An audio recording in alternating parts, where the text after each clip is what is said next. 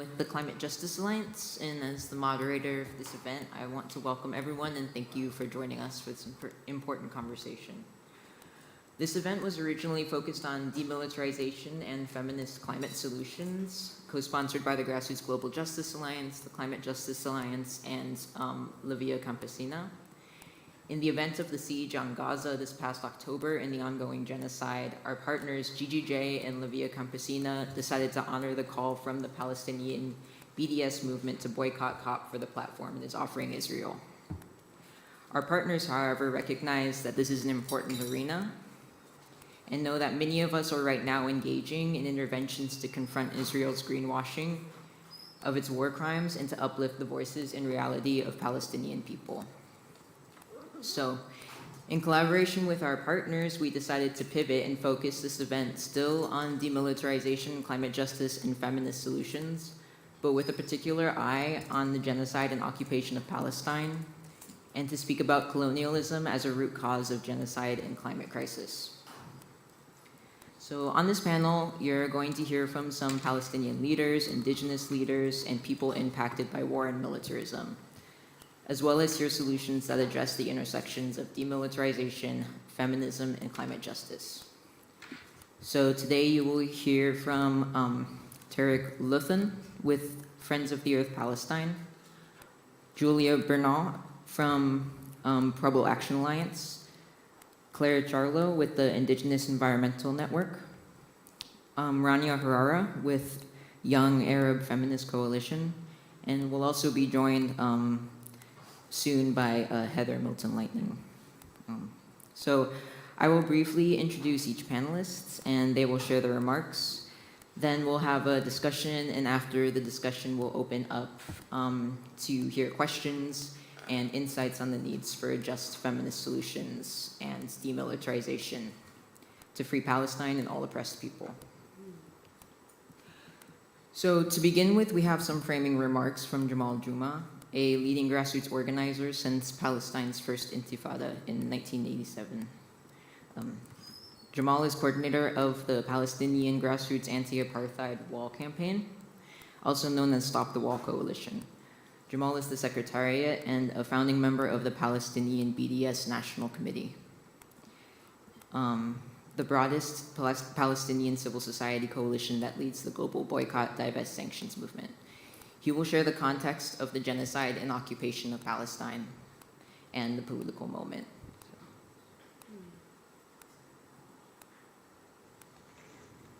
Comrades in struggle in Grassroots Global Justice Alliance, social movements, environmental movements, all civil society organizations, and movement participating in COP28 for one reason or another.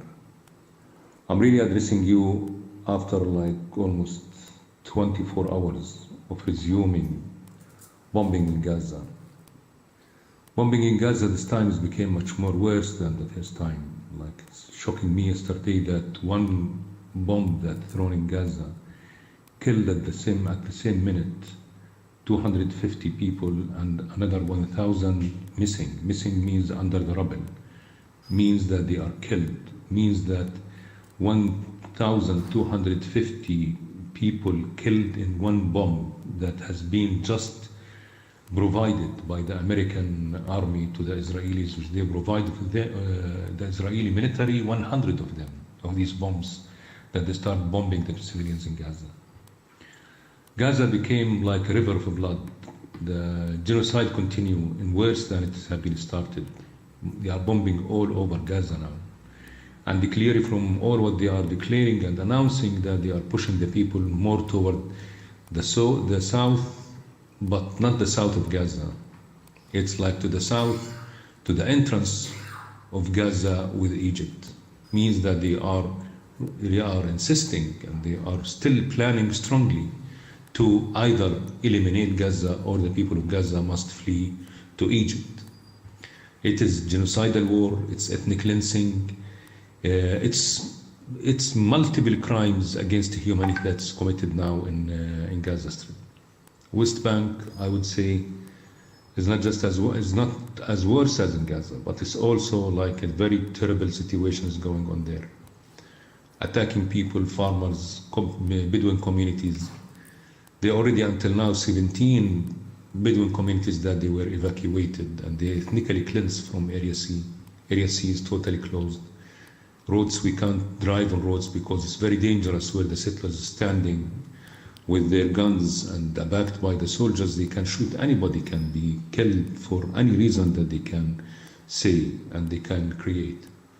People start moving between the cities and villages in mountains areas. They started to create their own ways how to communicate, but still the situation is very dangerous. 70% of the olive trees in the West Bank didn't harvest because they can't, because the settlers is attacking the people. They are destroying the trees, cutting it, they are stealing the product, doing it by themselves. They are killing any Palestinian farmer who come close or try to go to his field to pick his olives.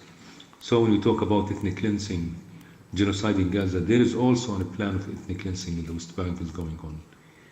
In this context, just like takes us back 75 years ago, means that the Nakba didn't finish in their minds.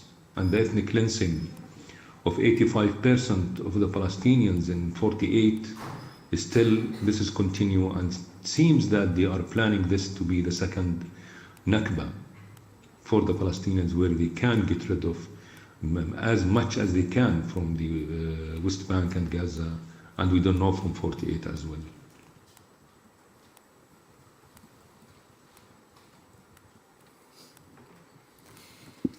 So now we will hear from Tarek, who is a Palestinian poet and community organizer from Friends of the Earth Palestine. Hey everybody, and if you'd like, feel free to come and sit in the center, just so we can all face each other at the same time. I'm here for a number of reasons, but first and foremost, I wanted to reiterate what Jemad is saying about the boycotting of spaces like this. I don't want to be here, nor do I think that I should when I think about the ways in which the spaces like this are sanitized. They are difficult for us to say certain things without being debadged, to be able to speak truth to power in terms of what is happening. As we speak, Palestinians are being killed, not just in Gaza, but also on the West Bank. When we think of the ways in which settlers are being empowered to have, there have been literal events in which weaponry has been handed out to settlers to empower them in order to kill Palestinians. And so a lot of what we're seeing in Gaza is just a continuation of the violence we've been seeing for the past 75 years. The Nakba never ended.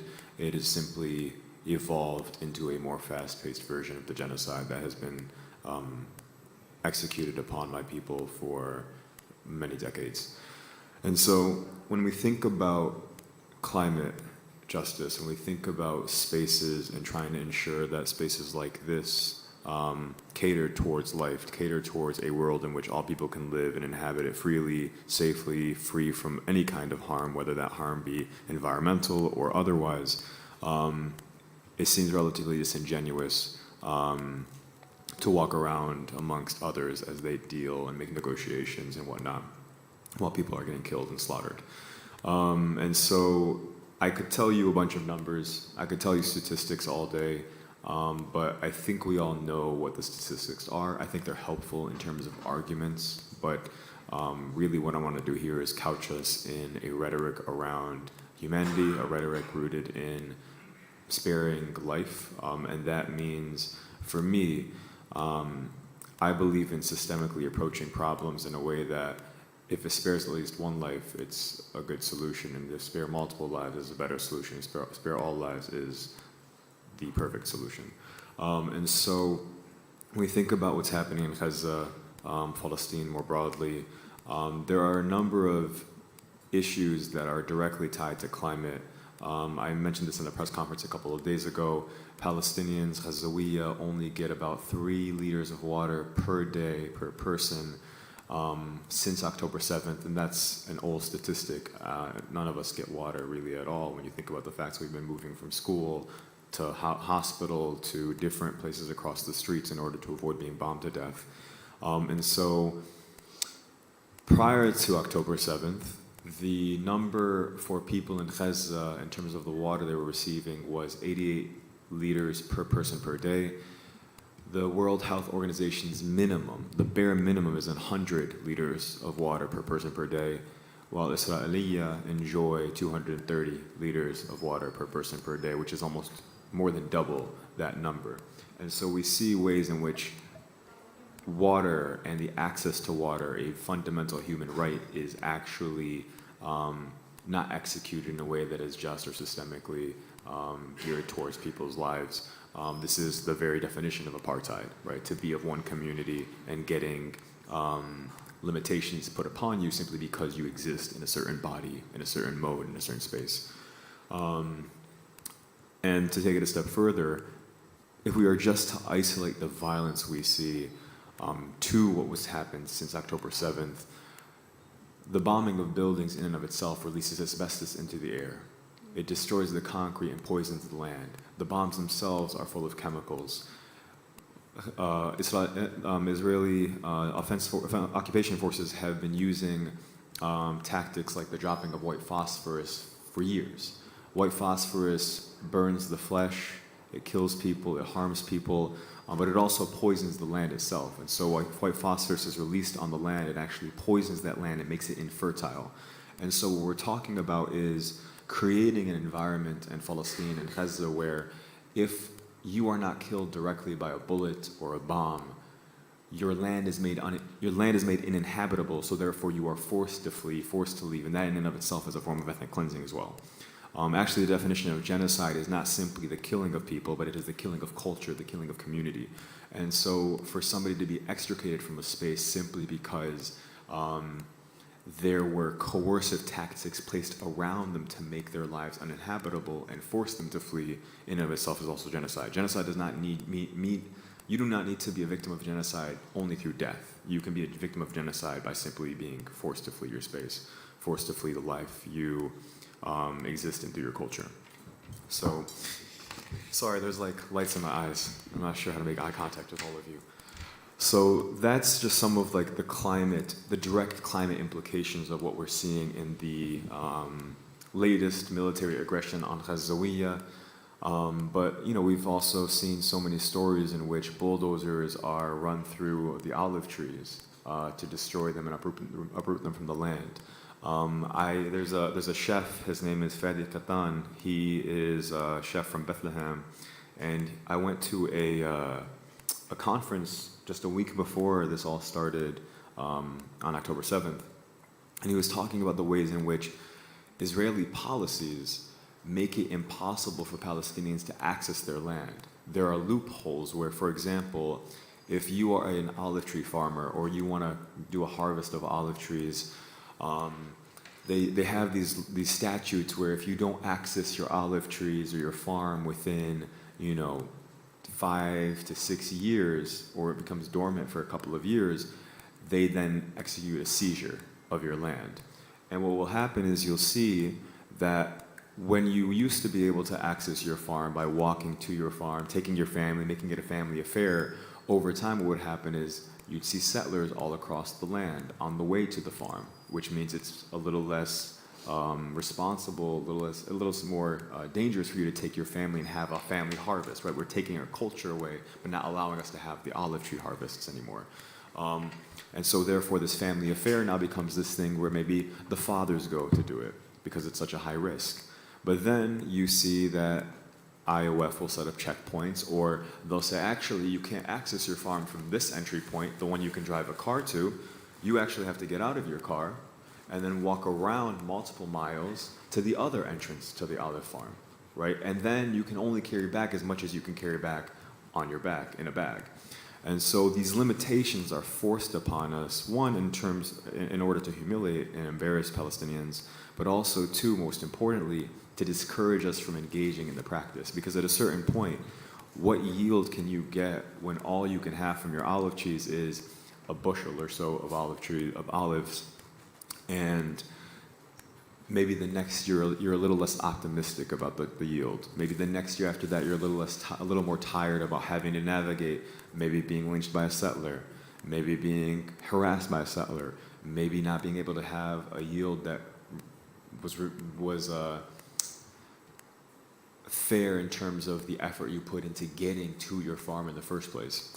And so it is little things like this where violence is executed in the form of actual military aggression, but also in the form of policies that make it almost impossible for Palestinians to exist in their lands. And I think we've all seen like these quotes and these posts on Instagram, which is, if you ever need to know who is oppressed or who is actually, if you ever need to know who is truly indigenous to the land, look at who cares for it. And then if you ever need to know who is oppressing that space and oppressing the people in it, look at who's willing to maim the land, harm the land, destroy the land. And so we're seeing a lot of violence executed against Ghazawiya. My big fear, as we advocate for a ceasefire, but ultimately more broadly advocate for an end to the siege in Gaza, and also more broadly after that, ending an occupation in general, I worry about the trauma Palestinians will have to live through and grow up through, as roughly half of our population is children.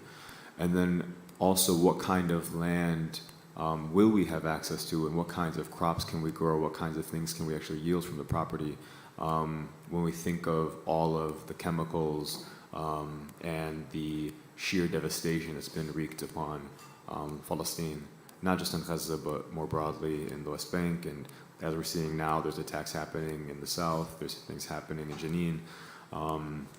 And so it's a very difficult situation to navigate. I'm sure there's more I can say later. I'm rambling, I apologize for that. But I encourage you to keep on looking into the work of Jamal, Ayman, Nijim, and some other folks like Fadi. They offer some very precise accounts of what's happening, some more statistics if those are things you're interested in. But ultimately, as an organizer, I'm based in Detroit, Michigan. I'm lucky. Yeah, Detroit, Michigan. Ooh. And so part of me being here, right, I want to make this clear too. I'm not here in order to break a boycott. I'm here just because there is a faction of people here to greenwash what's happening. I don't know how a certain entity can show up in this space and show its face in this space and talk about I've heard enough. We've got some footage of some of the events that have been happening, and in every opportunity, you do not hear a single mention of the word Palestine. You do not hear a single mention of the word Palestinians. And so even in the events that are happening here by the occupying regime,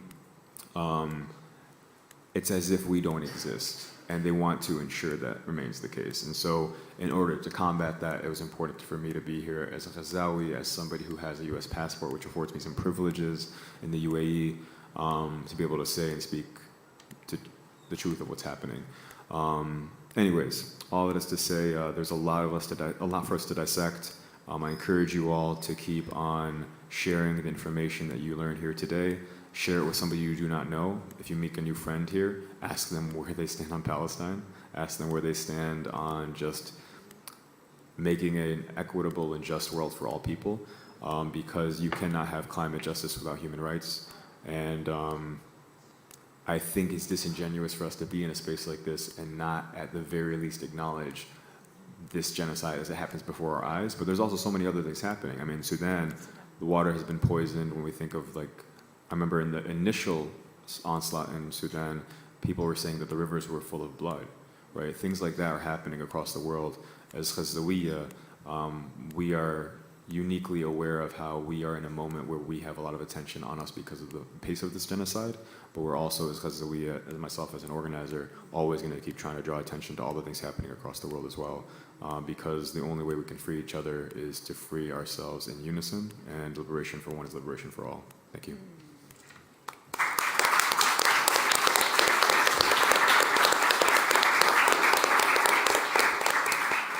Thank you, Derek.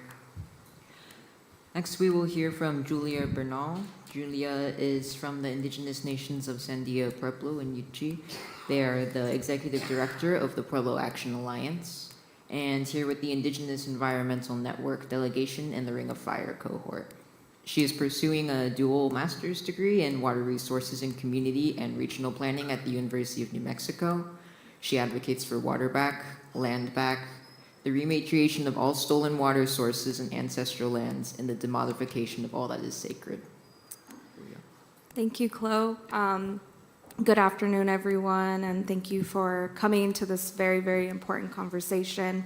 I'll just share a bit about the region that I'm coming from. As mentioned, I'm from Sandia Pueblo, and we're one of the 19 pueblos in the state of New Mexico in the so-called Southwest, but our region has been historically a sacrifice zone for resources, for weapons manufacturing that contribute to the war crimes that we are discussing here today in Palestine and across the globe. We have been extracted for uranium mining, oil and gas, and currently hold 2 national laboratories that test and manufacture weapons of mass destruction, which has induced a lot of harm on our people.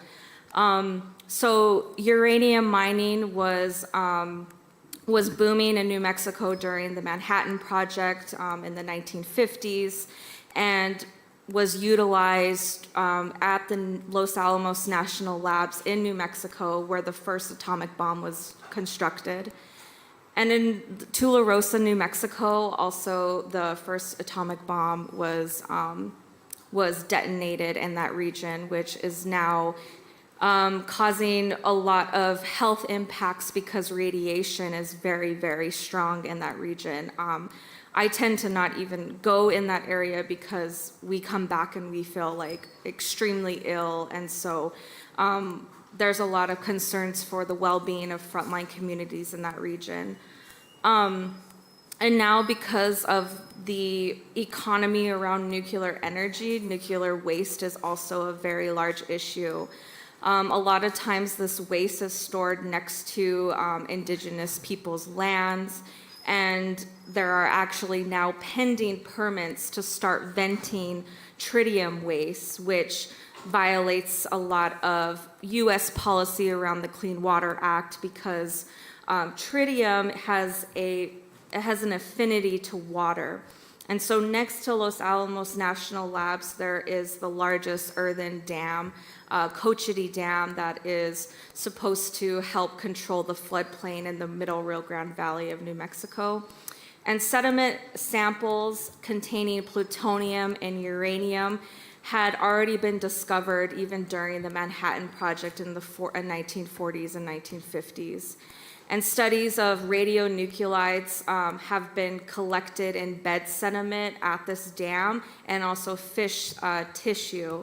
And so conversations that are had here about decommissioning dams would simply just be a catastrophe if all of that radioactive sediment and fish tissue were to come down to communities like mine that are downstream. And this is all along the Rio Grande River, which is a river that we hold sacred, is a place where me and my siblings go to play and pray.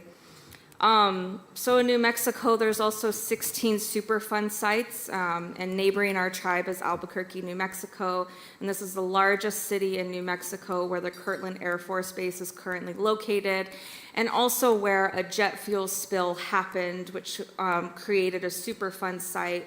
And this jet fuel plume has caused high numbers of cancer.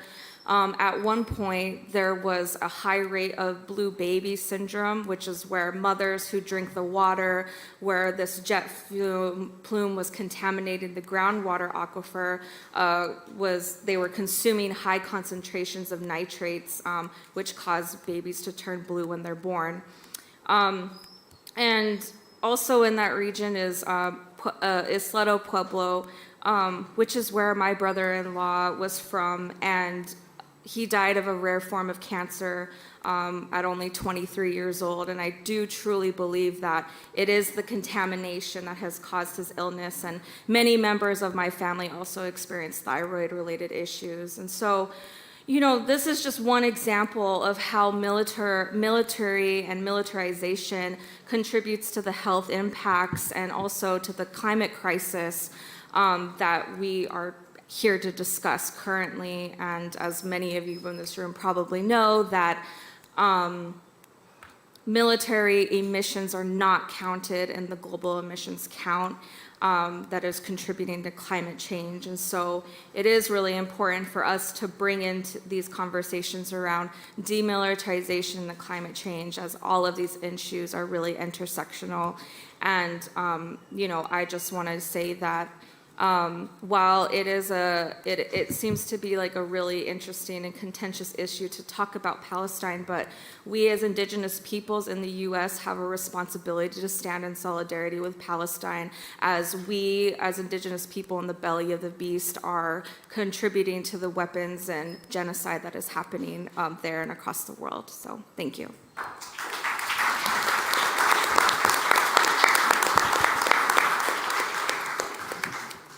Thank you, Julia. Next up, Claire Charlo from the Bitterroot Salish Nation of the Flathead Reservation in Montana. Claire works for the Indigenous Environmental Network as the Indigenous Feminist Organizer. Heschilu, Claire Charlo, Louise Quest, Chines Lemty at Faustet. Thank you. My name is Claire Charlo. I'm happy to be here.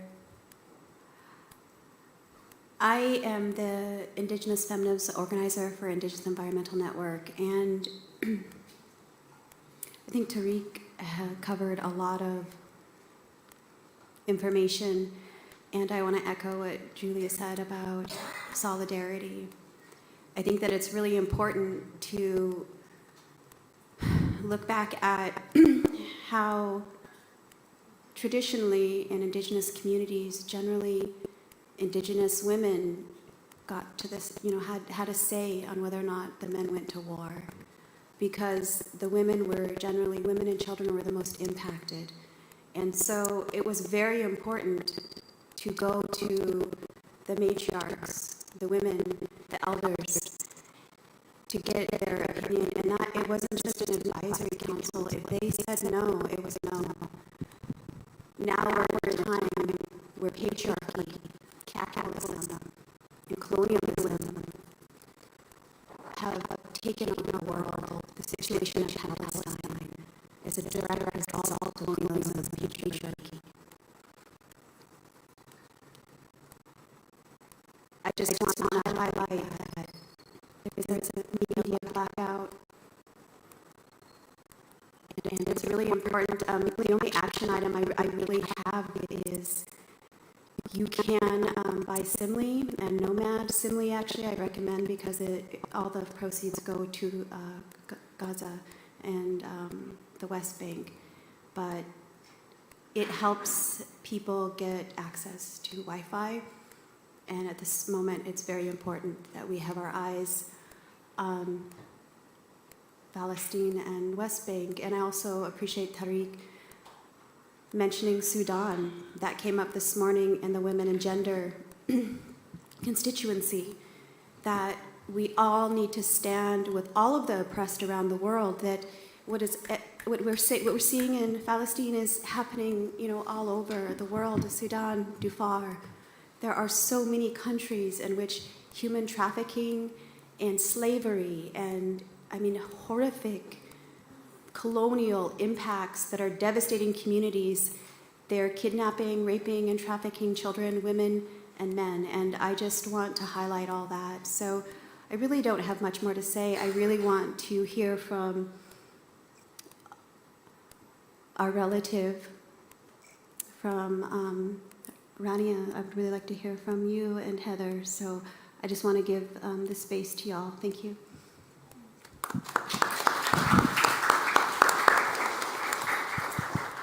Thank you, Claire.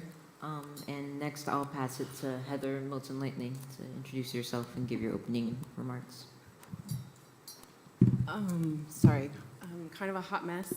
I'm from Canada. I'm actually from Treaty 4 territory, which is the southern part of Saskatchewan, a little bit of Alberta, and a little bit of Manitoba. If you were following the Standing Rock, no DAPO things that were happening, I'm about 7 hours straight north. We have the same oil deposit, which is the Balkan, in our territory. We have a lot of oil and gas, all kinds of fun things. My apologies for being late. I'm actually here doing a lot of art stuff and action stuff, so I'm covered in paint and really sweaty, and I'm from Canada, it's really hot. So my apologies for being late. This is really important to me for a multitude of different reasons.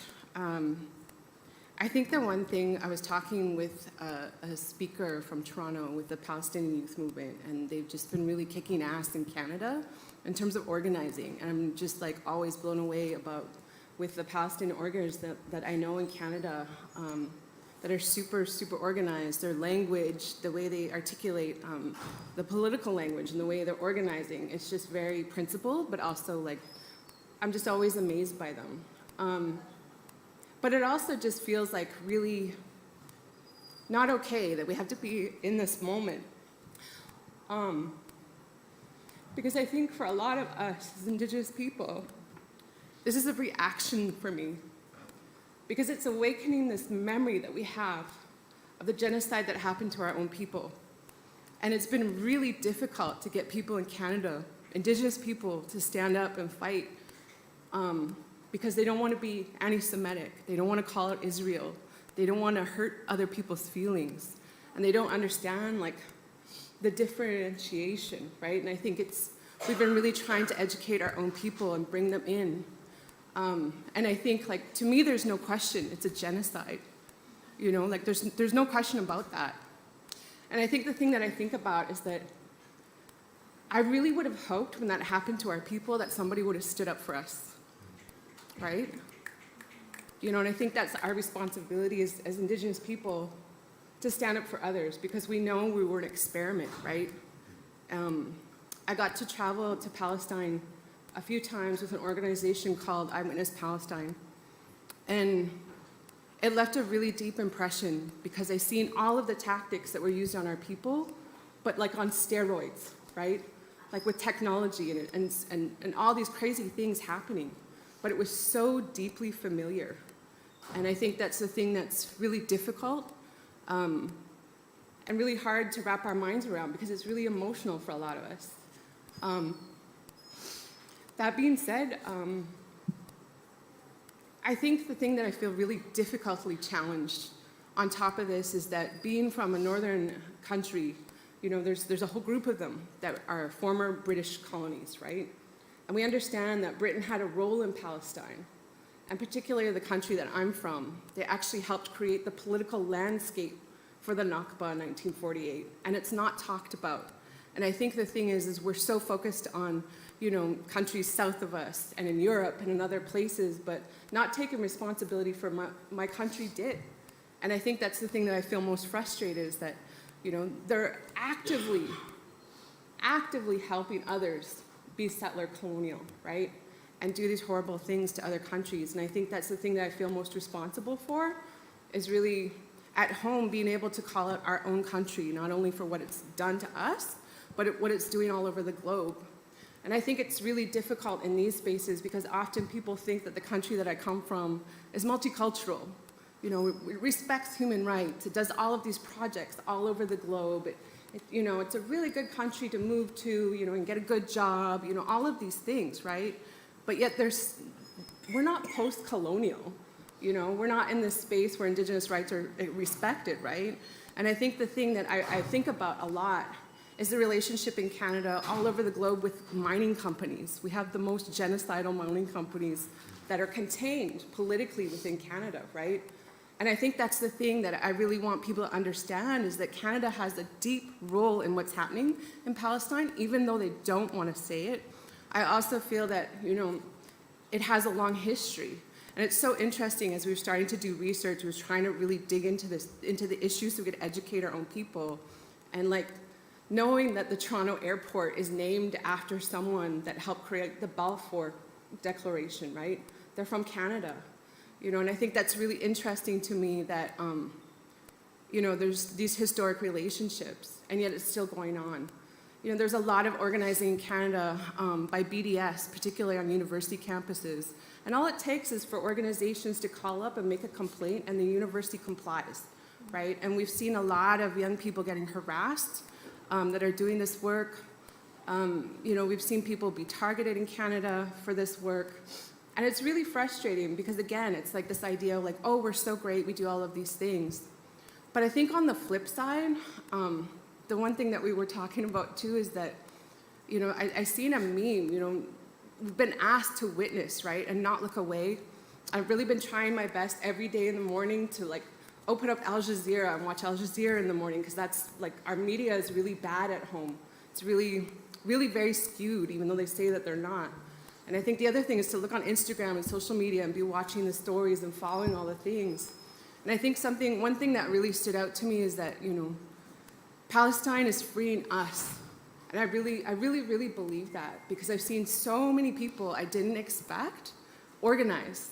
I've seen people in my own territory do arrestable actions, and that doesn't happen where I come from. Like, if you know the US, they're very conservative states, similar where I come from. And so to take a stand can be a really scary thing, and I know Claire alluded to it, but where I come from, there was a young man named Colton Bushy who was shot by a settler, a farmer, point blank in the head. And he got away with it, didn't do any jail time, but there was also a crowdsource that was created for him, and all the other people, settlers, etc., supported him. And so the man who murdered a young Indigenous man, he got $150,000 off a crowdsource, right? And so that kind of gives you an understanding of the political climate where I come from, is that, it's okay to shoot Indigenous people. It's okay to murder Indigenous young people and women and children and those in the broader gender spectrum where I come from. It's okay, you can get away with it. Our bodies are still not considered worth anything, within this political body. And so I think when I come back to this idea of Palestine is freeing us, I know that our people are really powerful. I know that Palestinians are really powerful. And I know that people that are grounded in their land and their ceremony and their knowledge and connection to the land are really powerful. And that's us. And I really believe that's why the government has been, all over the globe, different governments have been really oppressive, because we really are powerful. And that's what I keep telling young people, like, we're powerful. We have the ability to change the future. We have the ability to change the way people live in our territories. We just have to take that power back into ourselves, right? And where I come from, they stole our children for 150 years. And we've really it's been beaten into us to believe that the government and these systems are for us, and they're not. And I think this is why I go back to this idea that Palestine is really freeing us, because it's showing us, it's taking the veil off of these countries and saying these are active colonizers. These are active settlers who don't care and who are super ultra violent. And we're seeing it in live time. And I think that's really, this moment is really critical for all of us to help wake up other people. And I think that's the thing that I struggle with. It shouldn't never be this violent, And I think in Canada, we have a privilege of being in this weird area where it's still dangerous to be Indigenous, but we're not being oppressed in the same way, where people are the army's coming in the same way, or the military. It's not the same. But it's still oppression, right? Because we still don't have our land back. We still can be murdered, all of those things. So I guess that's the thing that I've really been resonating about and thinking about daily is how do I show up? What are the ways that I show up? How do I educate others? How do we take action? What are the things that we can do in our day-to-day lives to talk about this? And it's really interesting to watch my whole family kind of orientate themselves. They're not political. I'm the one that does that.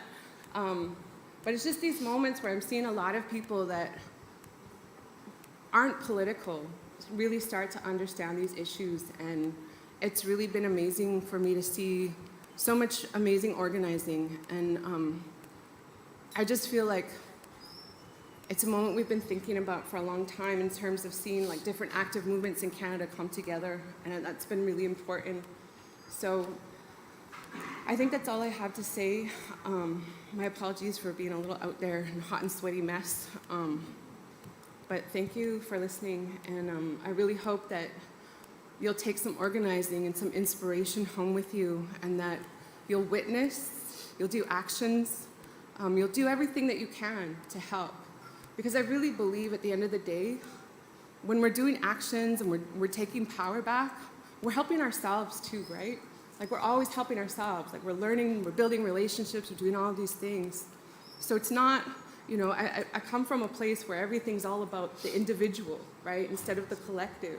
Like, we're taught to think that way. So I'm really excited about movements that can start thinking collectively, where Indigenous rights and Palestinian rights are the same thing, where human rights are holding up Indigenous rights and the rights of other people. So I have some hope in the darkness, and that's what I hope to leave you with, that you'll take action and be that light in the darkness.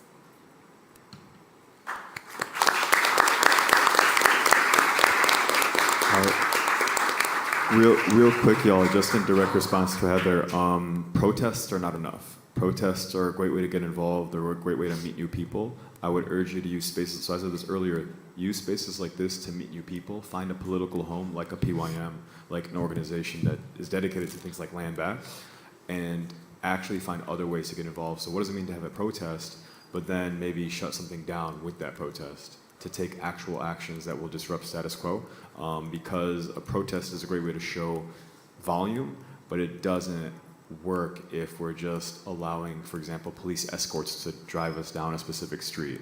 We need to actually disrupt things. And so that's where we are in this world, in this phase of genocide, but also globally.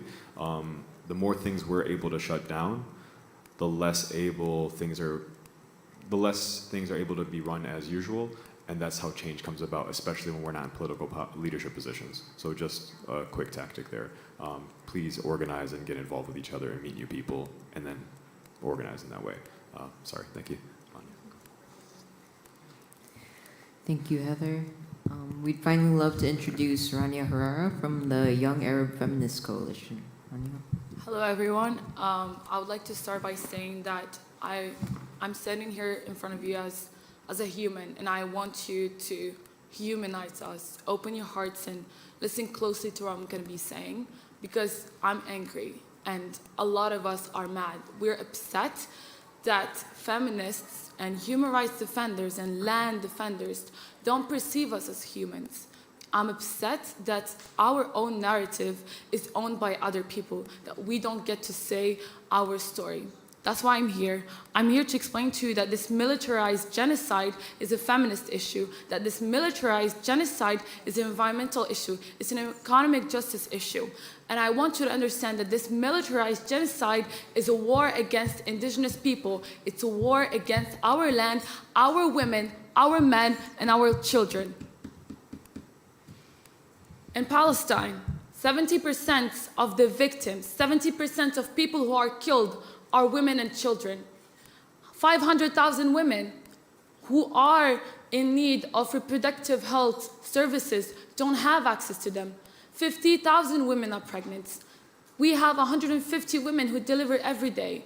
And yet the world seems to not see us as humans. The world seems to not care as much. And I'm here to call you, to call on you, to call your leaders, to call your representatives. Disrupt, as Tariq said, disrupt the daily habits, disrupt the daily routines, because that's when they're going to start taking actions. The facts are already there. The images are there. I don't need to be showing you pictures, telling you numbers, and justifying myself for you to understand that my people are dying. I'm tired. I'm really tired that feminists don't understand the gender-based violence that women have to go through in Palestine, the violence that women have to go through every checkpoint, the violence that we have to go through in prisons. Not only our women, but also our children who are sexually abused, harassed, assaulted, like Ahmed Manasra, who's still in prison at the age of 21. He's been there since he was 13. If we care and we claim to care about women that much, that we should care about ending the occupation. We should care about ending the settler colonialism that is happening in Palestine. Thank you.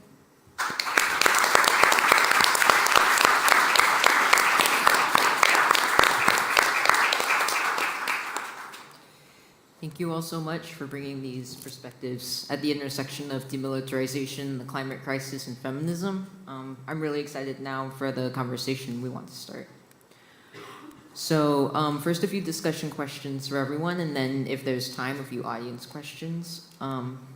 So some of you have touched on this already. When we see the number of women, children, schools, hospitals, care workers being attacked in Palestine, we are seeing an unprecedented targeting of the institutions of care, targeting of women and children in the siege on Gaza.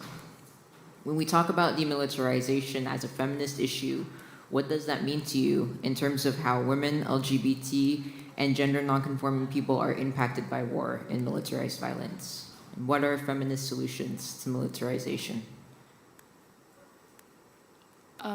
I can start. So we know that women are not, they don't have the freedom to movement. They're denied access to education.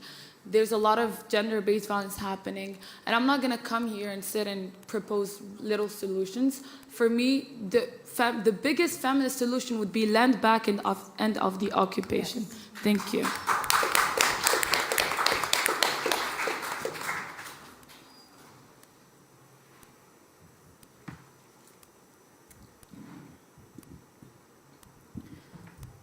Thank you. I think too that the role that feminism plays in this work is that a lot of the time when we're talking about environmental impacts or the way military impacts Indigenous communities is that we aren't looking at issues around reproductive justice.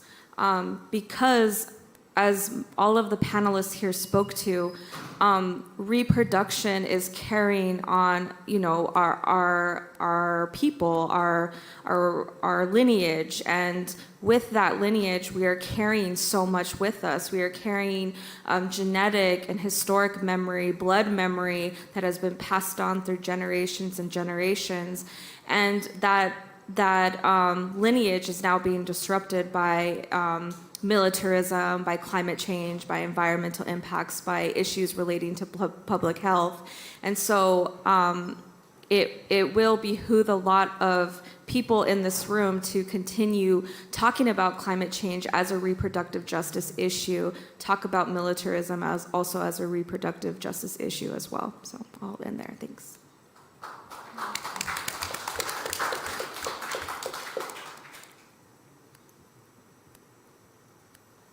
I guess the one thing I could add is, at the end of the day, feminism is rooted in offering women and folks, anybody who identifies as such, to be able to have autonomy over their bodies, to be able to have access to self-determination and lead lives they want to lead.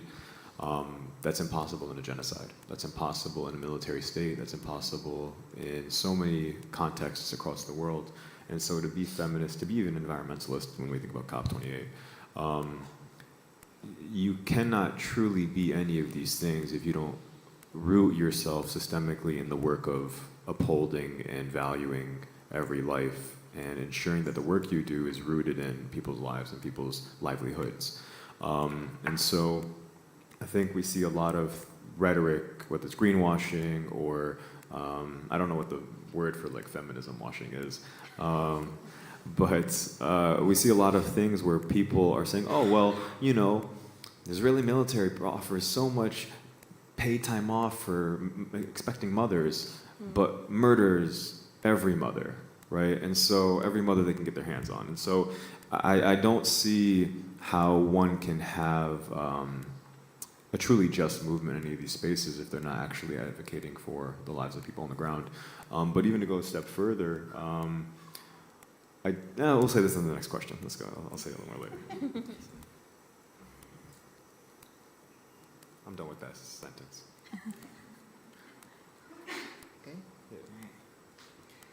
So as we continue to fight for a permanent and lasting ceasefire in Palestine, we know that the current genocide unfolding is against the backdrop of 75 plus years of occupation backed by the US government and supplied by weapons manufacturing corporations. We also know the US military is the single largest institutional emitter of climate pollution in the world. So how do you see climate change and militarization as intertwined? And how do we push governments like the US to confront demilitarization and climate crisis together? This is the perfect part too. I did not realize this was the next question, and this is what I was going to say, so I'm glad we're here. So just to continue on what I just said, we didn't directly say this. We talked a lot about the aggression happening after October 7th and the violence in which, and the ways in which the violence has created uninhabitable conditions for Palestinians on the ground. But we haven't talked about demilitarization specifically yet, which is to say, what does it mean for us to live in a world where weapons manufacturers are publicly traded stocks, What does it mean to exist in a space where people are literally playing the slots with our lives, right?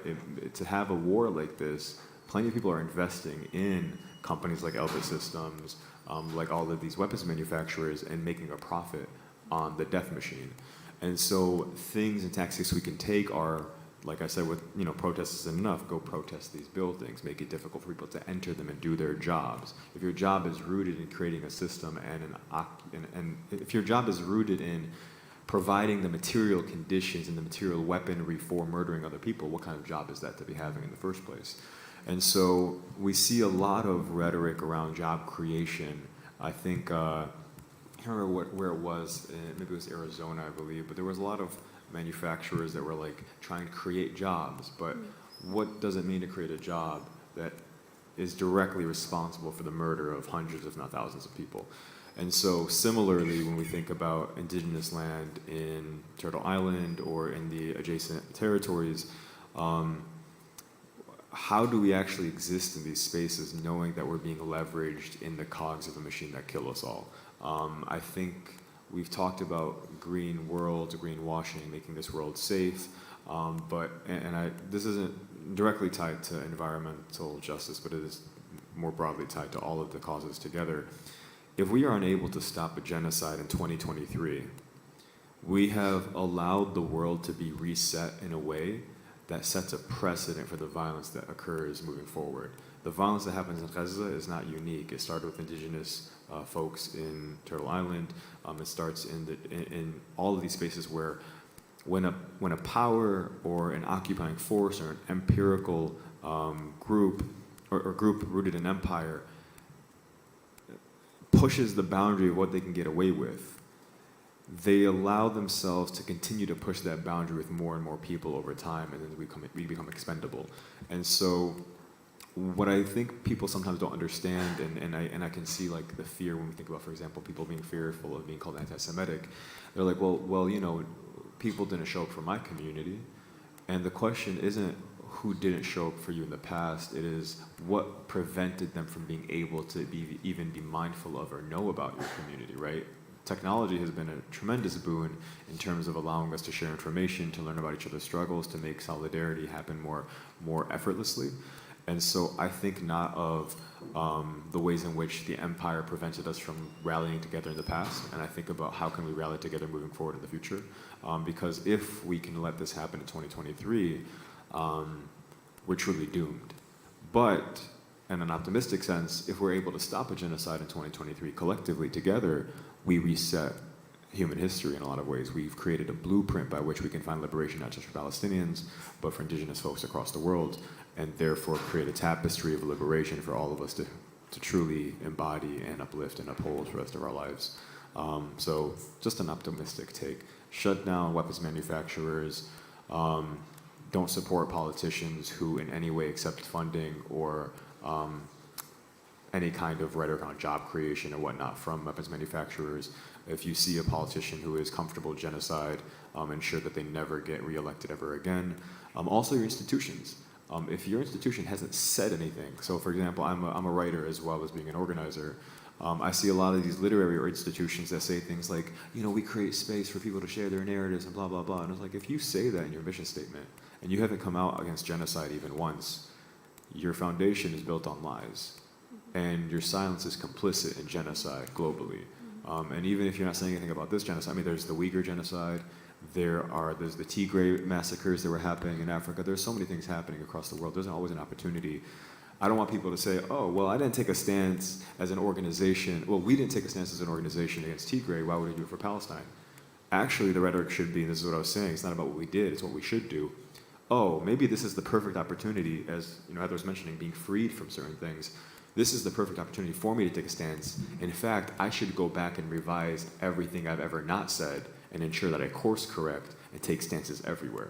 And any institution you're a part of or have adjacency to that doesn't do that must be held accountable and must be, I don't want to go as far as to say shaming, but they must be held accountable in such a way that they do not get your business, they do not get your patronage, they do not get to operate as usual, because what we're signaling is it's okay for them to be comfortable with genocide when these institutions are the stalwarts and the guiding lights to a lot of what we do. I'm sorry for rambling so much, but thank you. So.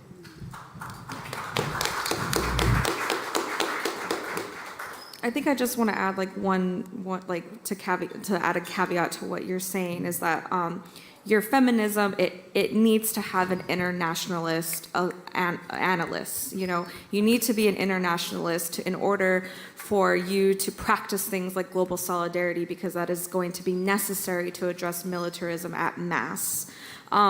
We need to learn our real histories, like much of what Heather was talking about. A lot of the times our countries really do change the way that we learn about our history in order for us to be complicit or illiterate to like what's actually happening. Because genocide really does require so many things. It requires resource extraction, it requires exploitation of labor, it requires all of our consumerism. And so in order for us to have a global mobilized movement against genocide that is happening in Palestine and all over the world, it is important to reflect and look back at your teachings, and if you feel like you have not learned your real history of the nation state that you come from, that is going to be an incredibly important place to start.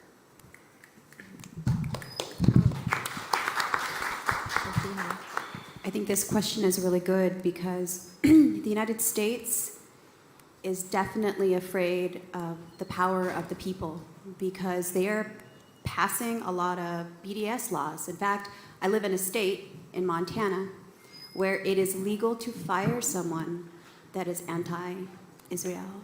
That is, I think there are actually, the last count, 37 states in the United States, in this free country, you cannot speak out against the genocide or anything negative against the Zionist state. You could lose your job. There are lots of legal consequences for this.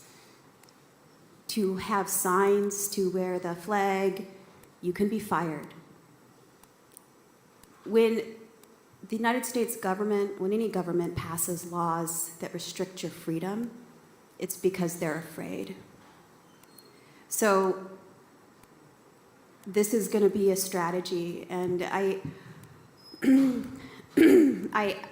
really struggle with this. You know, I mean, there are a lot of people that are saying, contact your reps. Yeah, contact your reps. But like Tariq was saying, capitalism is one of the main reasons why this is happening, and finding out the boycott lists, which are pretty long, and also giving business to Palestine businesses. We have to also look at that. There are a lot of Palestine businesses. You know, let's give money to them, and let's take money out of the economies that support genocide. Thank you.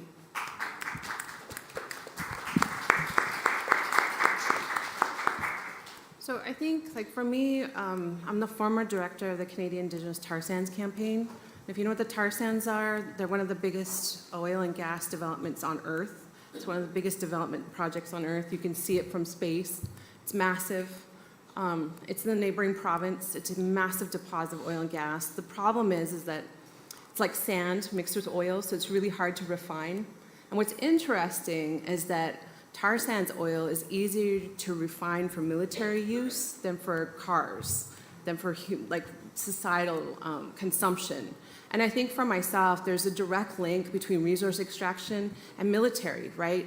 And I think, you know, I was really thinking, we had a call with folks from Indigenous people from all over the globe, and you know, a friend from Guam was saying, our elders understand because we were carpet bombed, you know, and they're a military outpost. And I think that's the thing to think about, that the Kingdom of Hawaii, same thing, military outpost, right?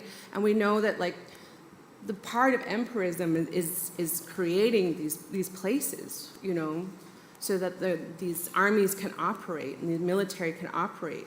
And I think it's just really interesting, you know, coming from the territory that I do, that's where the police was created in Canada was in my territory because we fought back. And my own people have forgotten how to fight. After 150 years of residential school, we've been beaten down. And I think it's interesting, you know, that the US, like the military in the south of the border recruits in Canada, you know, and they recruit Black, Brown, and Indigenous people, young people. They recruit our brightest and best stars in our communities. And I think there's also an economic question to this, right? Our people join the military because they want to go to college. They want to get off the res. They want an economic option, right? But when they come home, they're not the same. And I think that's the thing that I've really appreciated a lot of the work from former veterans that we've seen, really calling out the military. And you know, we're starting to see more campaigns in the US that are targeting Indigenous communities and Black and Brown communities around the military and joining the military. So, you know, for me, there's a lot of different ways to connect this, both historically and present day. I think that's where a lot of us feel this deep need to do something as well, because we understand what it means for the US and other countries to come in and build a military outpost and what that means. You know, for us historically, that was having a fort where the RCMP and the Royal Canadian Mounted Police came, right? So it's the same thing. It's just a new day, new weapons, new things. I think the challenge is we've been trying to stop things at the source. So trying to shut down the tar sands, trying to stop oil and gas development. I also live south of one of the biggest nuclear deposits in probably the world that's being developed, right? And they're all saying like, yellow cake isn't for weapons, it's not weapons grade. But you know, we know that probably isn't true, right? And so it's just really, you know, Indigenous people in Canada particularly have a certain set of rights that's recognized within the Constitution. And we've been really trying to use those rights to stop development projects. We're probably the only people in Canada that actually have the legal power to do so. So, you know, we're always looking for strategies to work with other people to try and stop one of the root causes of militarization, of genocide, of settler colonialism, and all of these things, right? And for us, the connection with climate is fossil fuels.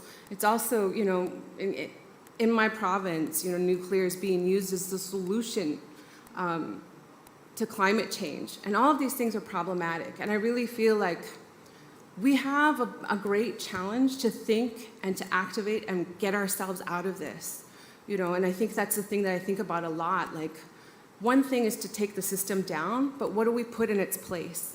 And I think that's the thing that I've been thinking about a lot. Like, I'm not telling people that they have to leave Canada, but I want a Canada that respects my rights. I want a Canada that respects the land. I want a Canada that respects the territories and the original instructions that we were asked to live on, right? And I think, like, we talk about land back, but it's really so much deeper than that, you know? We really want our territories to be respected.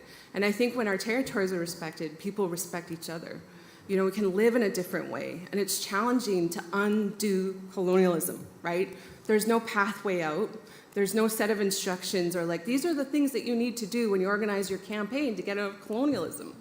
There's not a pathway out. We have to figure it out. And it's not easy work. It's trial and error. It's struggle. It's failure. It's learning. It's all of these things. So I really feel like, you know, for me, it's looking at the whole picture. It's not just like we have to fight, but we also have to build. We need our artists, we need our musicians, we need everyone on board, our engineers, our scientists, our healers, our birth workers, our language speakers, all of the facets of society, we need to be able to rebuild that. So when we say land back, we're not just talking about the land, we're talking about the whole essence of our society. So that's what we're hopeful for. But that doesn't mean that we expect, you know, that the country of Canada is going to disappear and all the people are going to leave. That's not the point. The point is to live in a different way with the land and to respect the territory. So I hope that to see that globally, you know, because that's really what we need on a global scale. We have to change.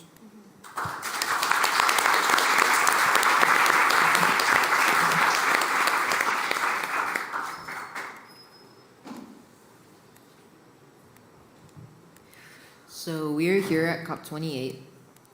We face the conditions in the international climate negotiations where bringing up demilitarization in the formal negotiations is either taboo or seen as unserious.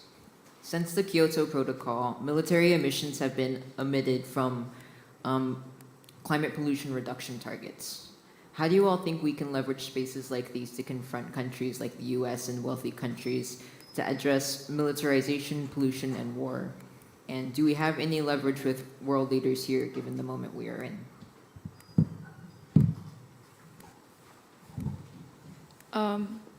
I'm gonna start because yesterday morning we had, was it yesterday? Okay. The days are going by so fast.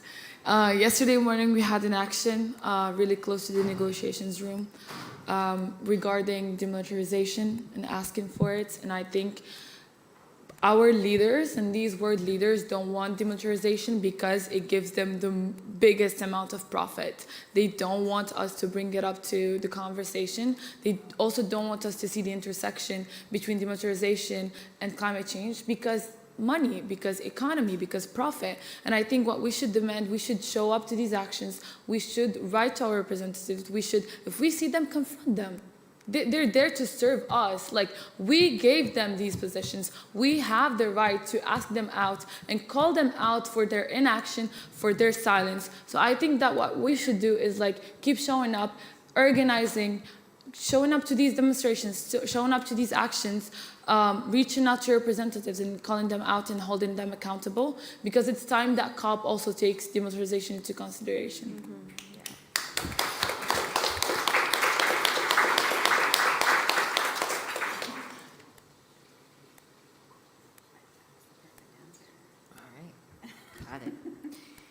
So we are seeing a continued siege after the so-called pause last week, now all across the Gaza Strip, including the south, where people were forced to evacuate to.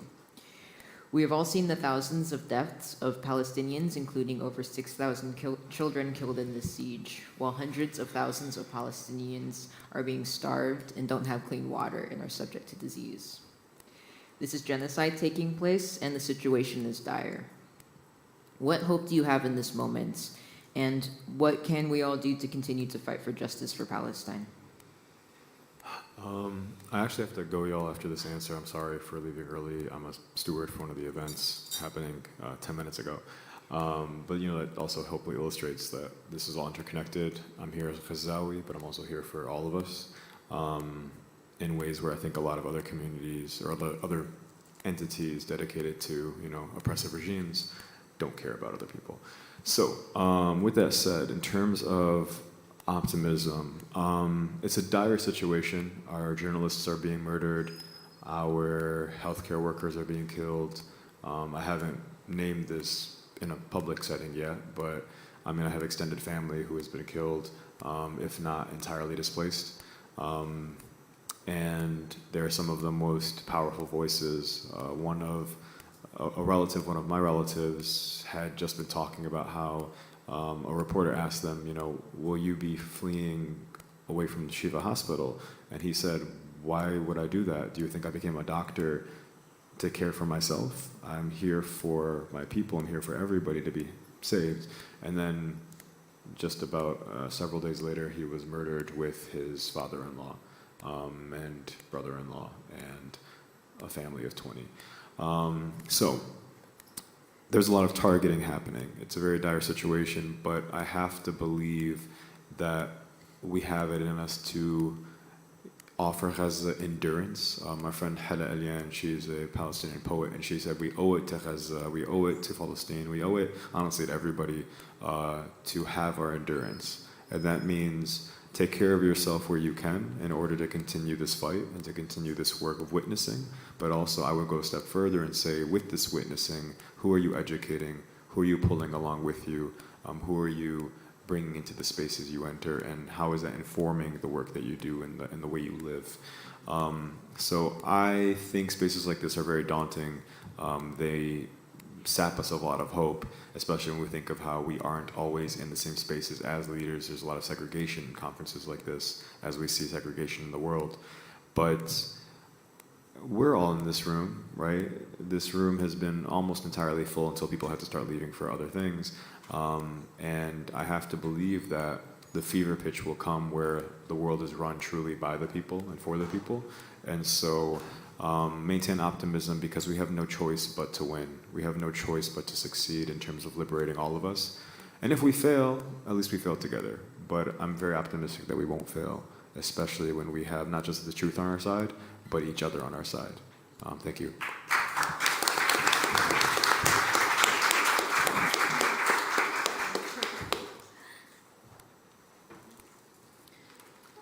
Yeah, it's very hard to be optimistic when you're seeing a humanitarian crisis and genocide unfold right before our eyes. But what I do see in this space, particularly this year, is the presence of young people who are making the connections to militarism, to capitalism, to climate change, to imperialism.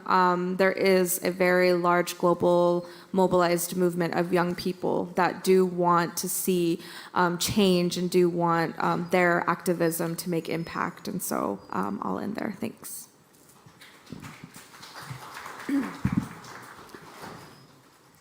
You know, Indigenous people have lived through many apocalypses, and hopelessness is not a luxury that we have, because we, as Tariq said, we owe it to the people of Palestine to have hope when they don't.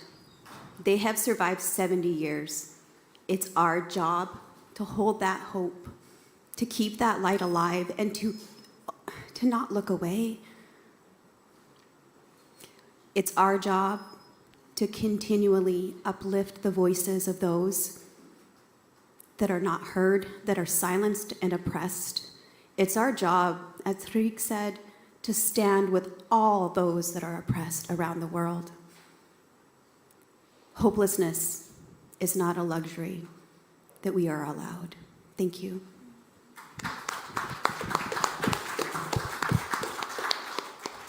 Well, I really like to think about strategy. You know, I like to think about what are the things that we could possibly do. And I think the thing that in this moment, like I was saying earlier, like the mask has come off. We know who settler colonial countries are, right? We know who they are. And it's very clear. And they're not shy about it anymore. They're very in your face. And I'm really very happy about that.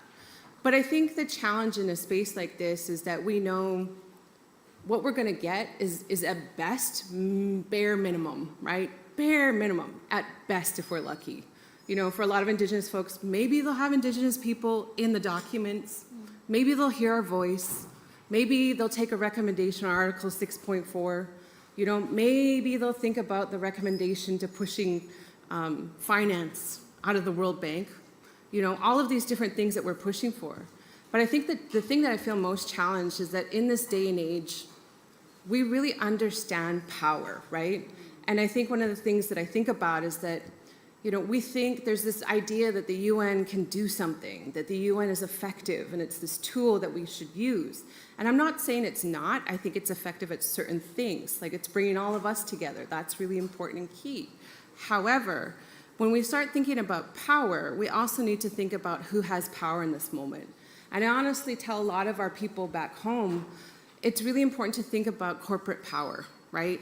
And really challenging corporate power, because in this day and age, corporations have more power than our governments do. Our governments are puppets that are being pulled in the best interests of corporations, right? If you look to Canada particularly, our climate action plan doesn't mention oil and gas, right? Gee, I wonder why that could be, you know? And I think that's a thing that I really want to go back to this idea around organizing and strategy. It's really like, what's the root cause? Who's doing this? They have a name, they have an address, they're probably sitting on a corporation board. These are probably the 1%, people that are very rich, right? These are the people that are holding the strings. And I really think that, you know, in this day and age, we can't just go after governments, we have to go after the corporations that are controlling them, whether or not that's oil and gas companies, whether or not that's nuclear companies, or the military defense companies, all of these different things. But we really need to figure out that strategy where we're going after the corporations and holding them to account. But I also was talking with someone yesterday and they were talking about, like, imagine that we could go after a corporation and if it violates rights or if it does something wrong, that it has to shut itself down. You know, like, wouldn't that be amazing if we could say to ExxonMobil, like, you can't do what you're doing, or to Rockwood, one of these defense companies, you violated human rights, so therefore you have to shut yourself down because you've done something that is beyond a fine. Because I think that's the thing that's always challenging within the UN is like there's fines. There's things that happened in court and they get a slap on the hand. And we, as people, like we really, need to think about the strategy about how we want to move forward. Because to me, like if that's something that you want to do is you want to take down the system, we need to really think about the corporation's role in these kinds of environments, right? Usually in the past, when there's a COP, there's a whole trade market that happens with all the major companies all over the globe have their own version of COP. They're here to make money, to make deals, right? And we know that. We see our government meeting with the heads of corporations. So I just wanted to put that out there. I'm excited about people being really strategic in this moment, really going after the folks that are really truly responsible for this, and I think that's really important for us to think about who those people are and the ways that we can strategize to hold them to account. Because it's not just governments, and I think our governments also are funded by these people too, right? Particularly where I'm from. So I just want to put that out there. I know that's probably a really super nerdy strategist think tank kind of thing to say, but those are the kinds of things that I get excited about. I get really excited about this idea of us building a new world and moving forward in a new direction and trying new things. So I really hope that you'll find the space and place that makes you excited to do this work. And that we move forward in a really good way. So thank you so much for being here.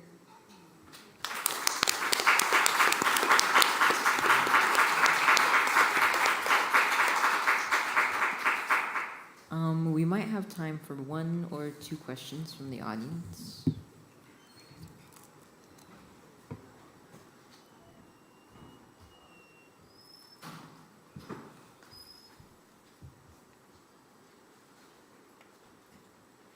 Thank you very much.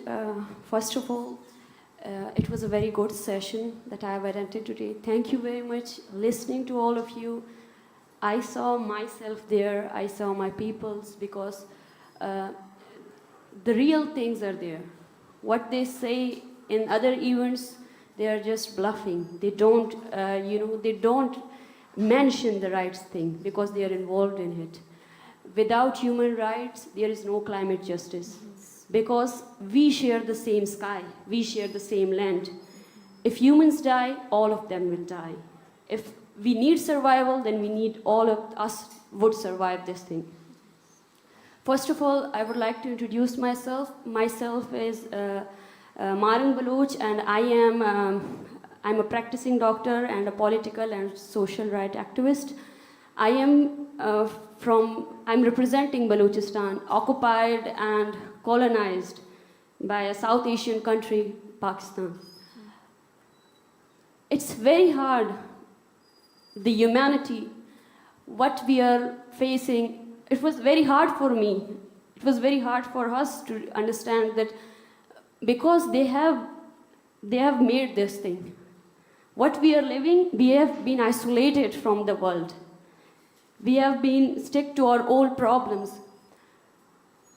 I've been seeing all of those things, but what my question is from all of you, that what I've seen, the emotions, the pain, that all of this world is, fed of violence.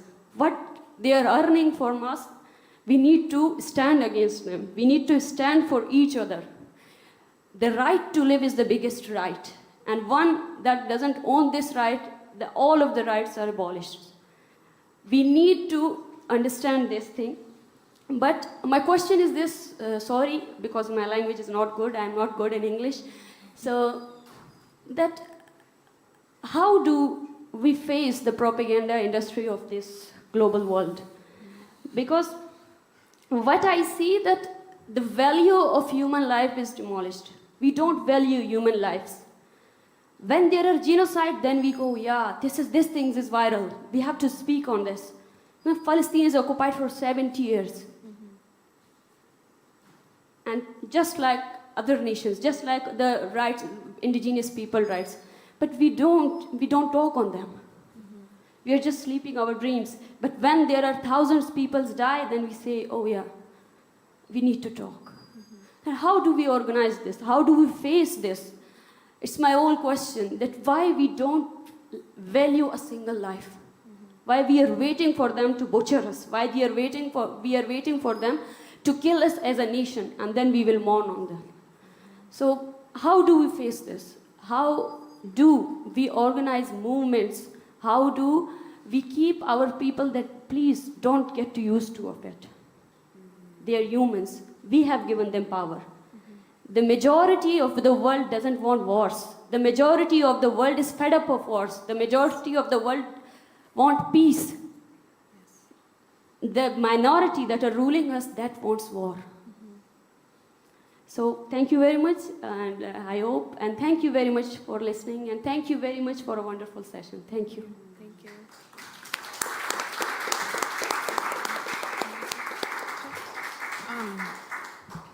That's a really big question. I don't really have an answer. I think, the thing that really, I feel really challenged by is this idea of peace, because I come from a place where arguably it's peaceful, but that doesn't mean that peace is just, right? And I think that's the thing that we're trying to get to, is we want peace that's just, right? And I think that's the hardest question, is like, how do we get to that point during a genocide? And multiple genocides, right? Because Palestine is just one thing that's going on, right? And so I don't have the answers. I think we have to figure it out together in our communities. I think we have to fight back. I think the other thing that we've been talking about a lot is, like, with the boycott, we really need to buy local. We need to create local economies so that we're not serving these systems, right? Because if capitalism is one of the root causes, like, they came to our territory for the land, but also for the resources, right? And so one way to chop that root off is to not make it effective anymore, right? And I know that a lot of folks are like, I really like to eat my mangoes in February in Canada, but it's just ridiculous, right? So it's really thinking about, like, local food systems and reinvigorating, again, this idea of having a good relationship with the land. A big part of that's food. A big part of that's also, the way we do so many different things. And I would just encourage you to think creatively. And I know that all of these ideas are not new things. People are doing them in communities all over the globe. Like, we are not alone in this struggle, and I think that's the thing that also resonates. Like, if we're doing actions and trying to do things in Canada, that's happening in South America and in Brazil and in Asia and in the Arctic, in all of these places. We're all doing something. And I think oftentimes we don't realize that we have more power than we think we do. We're fighting this propaganda machine that's global, that says that we're not effective, and I think we really are. One thing, Ariel's here from the community of Athabasca Chippewa First Nation, but it was kind of funny because there was 5 women in Canada that took on the tar sands, and some of the biggest oil companies that made the most money in the history of money, right? But they were successful. They've had a lot of wins against this massive development, and that's 5 young women that started organizing. So I think, like, you can have a big difference, in the work that you're doing just by working together and figuring out some of these strategy pieces. But I can't tell you what to do. I can only tell you what we know works where we're from, and that's going to look different where you're from, right? I think the thing that governments like to do is they like to be like, well, this project worked here, so we're just going to replicate it all over the globe, and it just doesn't work, right? It doesn't work for the land, doesn't work for the people. So really encourage folks to think about, like, how to take down capitalism and how to take down all of these things, because they're really the root cause of all of our problems.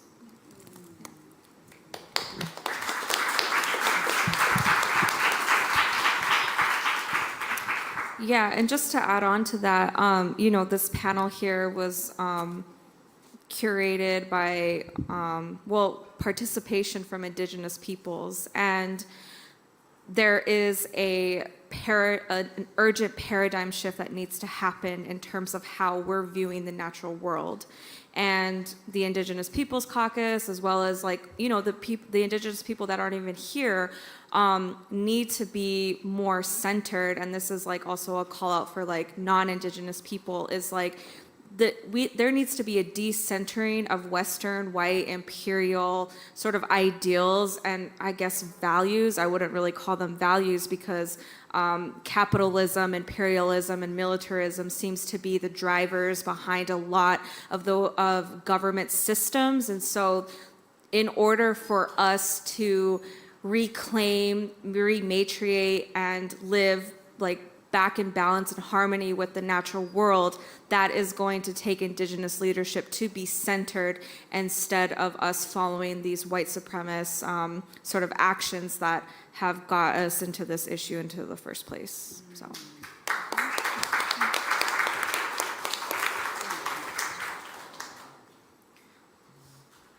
Okay, we're running out on time. Are there any last minute remarks from any of our panelists?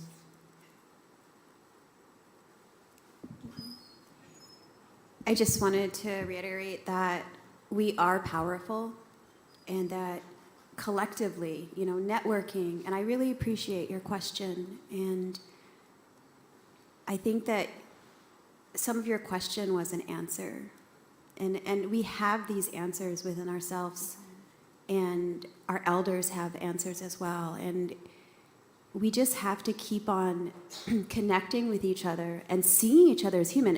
Like what you brought up, the dehumanization, that campaign has been going on for so long. There was the saying in the United States, kill the Indian, save the man, which justified kidnapping Indigenous children and putting them into residential schools, boarding schools. And this imperialistic tactic happened all over the world. It wasn't just in North America, it happened in Canada, it also happened in India. So I really appreciate you, Relative, for bringing that question. And I appreciate all of you in the audience for attending this. This was a really important topic, and thank you for giving us your time.